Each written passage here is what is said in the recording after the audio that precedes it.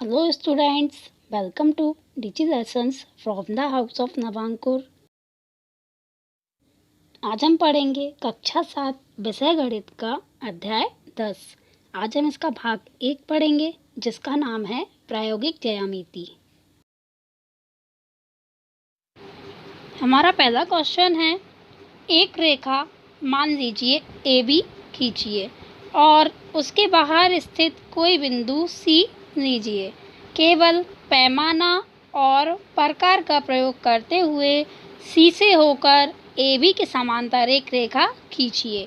तो सबसे पहले हम देखते हैं आकृति में रेखा AB खींचते हैं, फिर उस पर कोई बिंदु P लेते हैं। फिर क्या करते हैं, AB के बाहर कोई बिंदु क्या मानेंगे अब हम C, फिर C को P से मिला देते हैं। फिर हम देखते हैं P से P को केंद्र मानकर एक चाप खींचेंगे जो AB और PC को कहाँ काटेगा, Y और X पर काटेगा। अब हम बिंदु C से उतना ही चाप काटेंगे जितना कि हम बिंदु P से काटते हैं। तो हम प्रकार से उतना ही चाप लेकर बिंदु C पर रखते हैं और एक चाप काटते हैं जो कहाँ काटेगा, बिंदु Q पर काटता है और जो X Y के बिल्कुल विपरीत दिशा में है। अब हम बिंदु Q से उतनी ही त्रिज्या लेकर एक चाप काटते हैं जिसे R नाम देते हैं।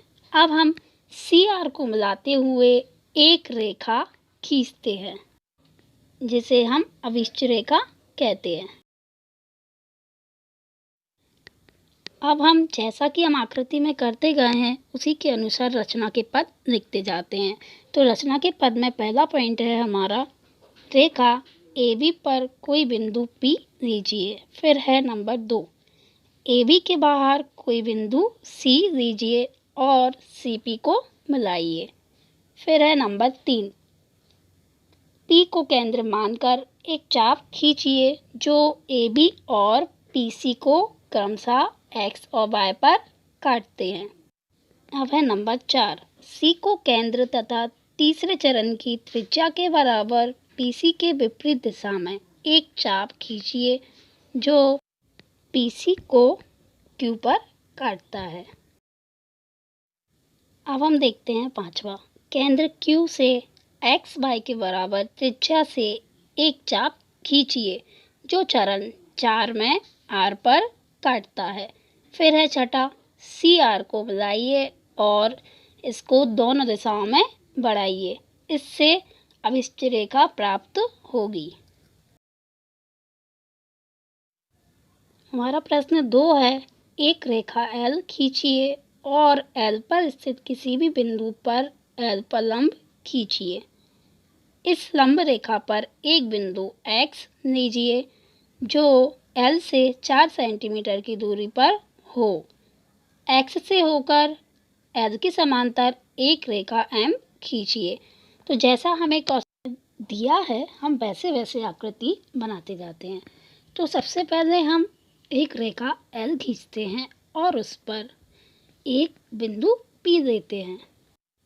फिर बिंदु P को केंद्र मानकर 3 सेंटीमीटर त्रिज्या का चाप काटते हैं और ये चाप बिंदु A और B पर कटता है। फिर बिंदु B से 3 सेंटीमीटर त्रिज्या का एक चाप काटते हैं जो कहाँ कटता है, बिंदु C पर कटता है। यही चाप हम बिंदु A से भी काटते हैं और बिंदु B से भी। तो उनके कटन बिंदु को हमने क्या नाम दे दिया, बिंदु C। अब हम बिंदु P और C को मिलाते हैं और C को ऊपर तक बढ़ाते हैं और उसको क्या नाम देते हैं, बिंदु Q। फिर हम बिंदु P को केंद्र मानकर 4 सेंटीमीटर त्रिज्या का चाप काटते हैं जिसको क्या नाम देते हैं, बिंदु X। ये रेखा PQ को X बिंदु पर काटता है। तो अपना PX क्या निकल के जाता है, 4 सेंटीमीटर। अब हम बिंदु X से कुछ दूरी की त्रिज्या लेकर चाप काटते हैं, जिसे क्या नाम देते हैं? आर। फिर हम एक्स आर से होकर एक रेखा खींचते हैं, जिसे क्या नाम देते हैं? एम। तो हम देखते हैं एल एम की समांतर है और कोण आर एक्स पी और कोण बी पी एक्स कैसे हैं? बराबर हैं। तो यहाँ हम देखते हैं कि हमारी रेखा एम एक अभिष्ट रेखा है। अब हम रचना के पद देखते हैं। नंबर 1, एक रेखा एल खींचिए और उस पर कोई बिंदु P लीजिए। फिर है नंबर 2, P को केंद्र मानकर किसी भी त्रिज्या का एक चाप खींचिए जो L को A तथा B पर काटता है।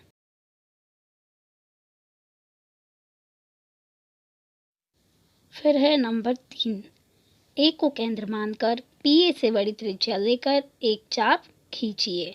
फिर है नंबर 4, B को केंद्र मानकर उसी चाप के बराबर दूसरा चाप लगाया तो जो C पर काटता है। फिर नंबर 5 है, PC को मिलाइए, इसे Q तक बढ़ाइए। तो जब हम Q तक बढ़ाते हैं तो क्या होता है? तब PQ लंब है रेखा L पर। फिर है नंबर 6, P को केंद्र मानकर 4 सेंटीमीटर त्रिज्या लेकर एक चाप खींचिए जो PQ को X पर काटता है। PX ऐसा है कि PX बराबर क्या होगा? 4 सेंटीमीटर।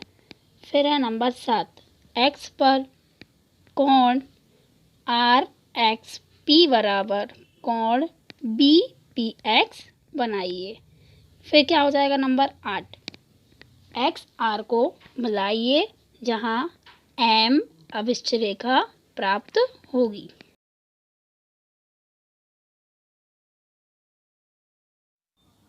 अब हम प्रश्न 3 देखते हैं। मान लीजिए L एक रेखा है और P एक बिंदु है जो L पर स्थित नहीं है। P से होकर L के समांतर एक रेखा M खींचिए। अब P को L के किसी बिंदु Q से जोड़िए। M पर कोई अन्य बिंदु R चुनिए।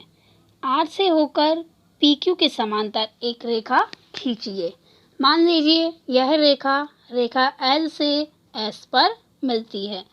समांतर रेखाओं के इन दोनों युग्मों से क्या आकृति बनती है? तो जैसा हमसे प्रश्न में कहा है वैसा हम आकृति में बनाते जाते हैं। फिर हम बताते हैं कि दोनों युग्मों से क्या आकृति बनती है। तो देखते हैं हम आकृति।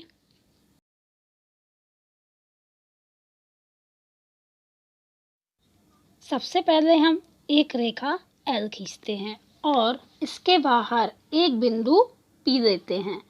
फिर रेखा L पर भी एक बिंदु Q मानते हैं और P और Q को मिला देते हैं। फिर Q को केंद्र मानकर 2 सेंटीमीटर त्रिज्या का एक चाप काटते हैं जो रेखा L को C पर और PQ को D पर काटता है। अब हम बिंदु P से 2 सेंटीमीटर त्रिज्या का चाप काटते हैं जो PQ को E पर काटता है। फिर बिंदु E से 2 सेंटीमीटर त्रिज्या का चाप काटते हैं जो कहाँ जाकर मिलता है? बिंदु F पर मिलता है।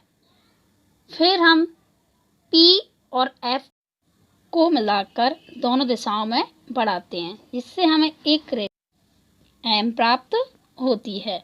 अब इसी प्रकार से हम रेखा M पर एक बिंदु R लेते हैं और जिस प्रकार से हम बिंदु P पर चाप काटते हैं उसी प्रकार से हम बिंदु R पर भी चाप काटते हैं और बिंदु R से होकर एक रेखाखंड खींचते हैं रेखा L पर और इस प्रकार से खींचते हैं कि RS समांतर हो PQ के। तो इस प्रकार से हमें एक चतुर्भुज प्राप्त होता है PQRS। अब हम जैसा हम आकृति में करते आ रहे हैं उसी के अनुसार रचना के पद लिखते हैं। रचना के पद का पहला पॉइंट है, एक रेखा L लीजिए तथा इसके बाहर एक बिंदु P लीजिए। फिर है नंबर 2, रेखा L पर कोई बिंदु Q लीजिए। फिर है नंबर 3, P Q को मिलाइए। फिर है नंबर 4, Q को केंद्र मानकर एक चाप खींचिए जो L को क्रमशः C और PQ को D पर काटता है। फिर है नंबर 5, P को केंद्र मानकर चरण 4 की त्रिज्या से एक चाप खींचिए जो PQ को विपरीत दिशा में E पर काटता है। तो हमने कितने सेंटीमीटर का काटा है चाप? 2 सेंटीमीटर का। अब देखते हैं नंबर 6, E को केंद्र मानकर CD त्रिज्या कितनी थी? 2 सेंटीमीटर थी। तो इसी के बराबर एक चाप खींचिए जो चरण 5 के चाप को कहाँ काटता है? F पर। फिर है नंबर 7, PF को मिलाकर दोनों दिशाओं में बढ़ाइए तो इससे अभिष्ट रेखा M प्राप्त होगी। फिर है नंबर 8, M पर कोई बिंदु R लीजिए। फिर है नंबर 9, R से होकर जाते हुए RS समांतर है PQ रेखा खींचिए। आकृति इन रेखाओं से बनी चतुर्भुज RPQS होगी। तो यहाँ हमें एक चतुर्भुज प्राप्त होता है। अब हम देखते हैं 10.2 का पहला क्वेश्चन। त्रिभुज XYZ की रचना कीजिए जिसमें XY है 4.5 सेंटीमीटर, YZ है 5 सेंटीमीटर और ZX है 6 सेंटीमीटर। तो हम इससे आकृति खींचते हैं। तो सबसे पहले हम क्या करेंगे? YZ एक रेखाखंड खींचेंगे। कितने सेंटीमीटर का? 5 सेंटीमीटर का। ये हमें क्वेश्चन में दिया था YZ 5 सेंटीमीटर। तो सबसे पहले हम रेखाखंड खींचेंगे YZ 5 सेंटीमीटर का। फिर हम Y को केंद्र मानकर 4.5 सेंटीमीटर का एक चाप काटेंगे। फिर इसी प्रकार से क्या करेंगे? बिंदु Z से 6 सेंटीमीटर त्रिज्या का एक चाप काटेंगे और ये चाप जहाँ पर मिल रहा है तो उसके कटान बिंदु को हम क्या नाम दे देंगे? X। फिर हम बिंदु X को बिंदु Y से मिलाएंगे और बिंदु Z से मिलाते हैं। तो इस प्रकार हमारा एक त्रिभुज बन जाएगा जो क्या कहलाएगा? त्रिभुज XYZ। हमें क्वेश्चन में भी यही दिया था कि हमें त्रिभुज XYZ की रचना करनी है। तो हमने XYZ की रचना कर दी और जैसे जैसे हमने आकृति को बनाते गए हैं उसी के अनुसार हमें रचना के पद लिखते जाना है। तो सबसे पहले हमने क्या किया था? नंबर 1, एक रेखाखंड YZ 5 सेंटीमीटर का खींचा। फिर क्या है नंबर 2, Y को केंद्र मानकर 4.5 सेंटीमीटर त्रिज्या का एक चाप खींचा। फिर है नंबर 3, Z को केंद्र मानकर 6 सेंटीमीटर त्रिज्या का क्या खींचा था? दूसरा चाप जो पहले वाले चाप को X पर काटता है। फिर क्या किया? चौथे नंबर पर XY और X को मिलाया तो अभिष्ट त्रिभुज प्राप्त होगा। अब देखते हैं प्रश्न 2, 5.5 सेंटीमीटर भुजा वाले एक समबाहु त्रिभुज की रचना कीजिए। तो यहाँ हम सबसे पहले क्या करेंगे? BC रेखाखंड खींचते हैं 5.5 सेंटीमीटर का। फिर बिंदु B से 5.5 सेंटीमीटर का एक चाप काटते हैं। इसी प्रकार से बिंदु C से भी 5.5 सेंटीमीटर त्रिज्या का एक चाप काटते हैं। तो ये चाप जहाँ पर मिलते हैं तो उनके कटान बिंदु को हम A नाम देते हैं। फिर बिंदु A को बिंदु B से मिलाते हैं और बिंदु C से मिलाते हैं। तो इस प्रकार से हमारा एक त्रिभुज बन जाएगा जिसका नाम क्या होगा? त्रिभुज ABC। तो जिस प्रकार से हमने आकृति को बनाया है तो उसी के अनुसार हम रचना के पद लिखते हैं। तो देखते हैं नंबर 1, हमने क्या किया था? BC बराबर 5.5 सेंटीमीटर का एक रेखाखंड खींचिए। फिर नंबर 2 क्या है, बी को केंद्र मानकर 5.5 सेंटीमीटर का एक चाप खींचिए।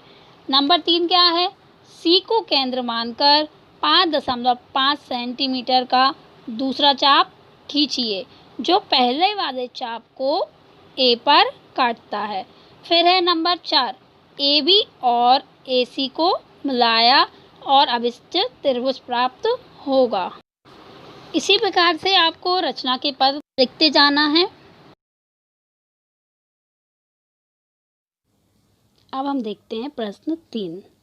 त्रिभुज पी क्यू आर की रचना कीजिए जिसमें P Q 4 centimetre, Q R 3.5 centimetre और पी आर 4 सेंटीमीटर है। यह किस प्रकार का त्रिभुज है? तो सबसे पहले हम रेखाखंड क्यू आर 3.5 सेंटीमीटर का खींचते हैं। फिर बिंदु क्यू से 4 सेंटीमीटर त्रिज्या का एक चाप काटते हैं। इसी प्रकार से बिंदु आर से भी हम 4 सेंटीमीटर त्रिज्या का चाप काटेंगे जो पहले वाले चाप को काटता है। तो इन दोनों चापों के कटान बिंदु को हम क्या नाम देंगे? बिंदु P। फिर हम बिंदु P को Q से मिलाते हैं और बिंदु R से मिलाते हैं। तो इस प्रकार से हमारा एक त्रिभुज PQR बन जाता है। तो अब हम रचना के पद लिखते हैं।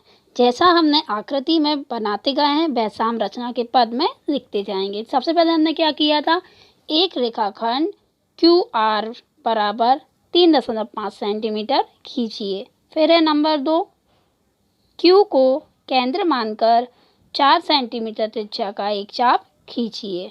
फिर है नंबर 3, R को केंद्र मानकर 4 सेंटीमीटर त्रिज्या का एक चाप खींचिए जो पहले वाले चाप को P पर काटता है। फिर है नंबर 4, PQ और PR को मिलाइए, इससे अभिष्ट त्रिभुज प्राप्त होगा। त्रिभुज PQR क्या है? एक समद्विबाहु त्रिभुज। समद्विबाहु त्रिभुज क्या होता है? जिसकी दो भुजाओं की लंबाई समान होती है और एक भुजा की लंबाई अलग होती है, उसे हम क्या कहते हैं? समद्विबाहु त्रिभुज कहते हैं।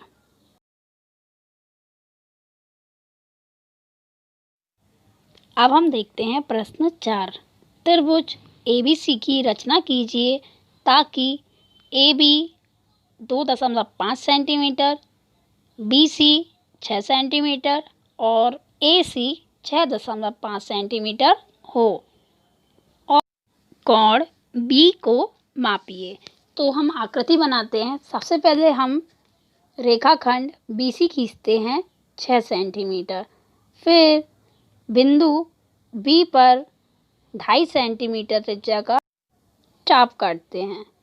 इसी प्रकार से बिंदु C से 6.5 सेंटीमीटर त्रिज्या का चाप काटते हैं और जहाँ ये चाप दोनों मिलते हैं उनके कटान बिंदु को A नाम देते हैं।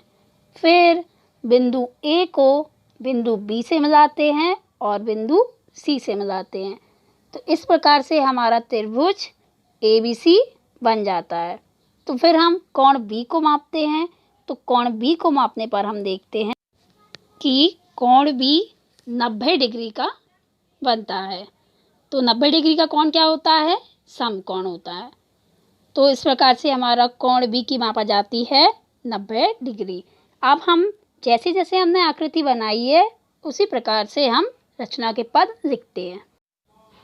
हम लिखते हैं नंबर 1, एक रेखाखंड BC 6 centimetre खींचिए।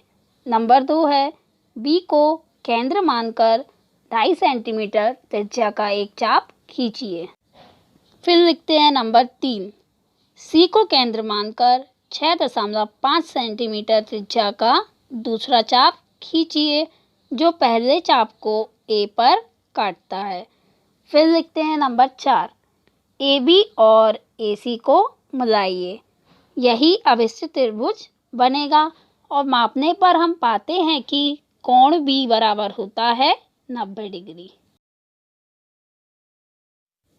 Thank you students.